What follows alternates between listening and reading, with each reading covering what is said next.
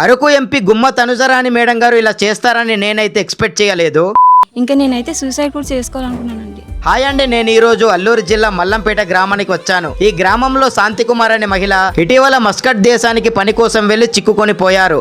ఇరుక్కుపోయిన చాలా మంది ఉన్నారండి.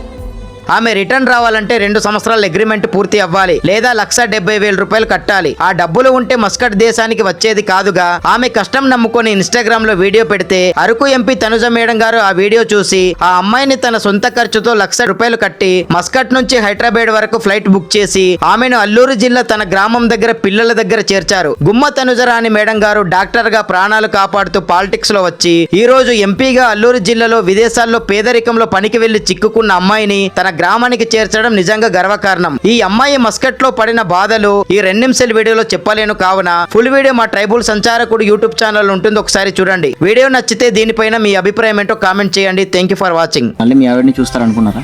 నేనైతే అసలు నమ్మకం లేదు సార్. తనుజరాణి గారు తర్వాత వినయాన్య వాళ్ళకి మీరు కలిసి మాట్లాడే ఛాన్స్ వస్తే మీరు ఏమని మాట్లాడతారు? ఏమో చెప్పలేకపోతున్నానండి. నేనైతే సార్కి మేడంకి కలిసి మాట్లాడితే మా అమ్మ నాన్నతో మాట్లాడినట్టుగానే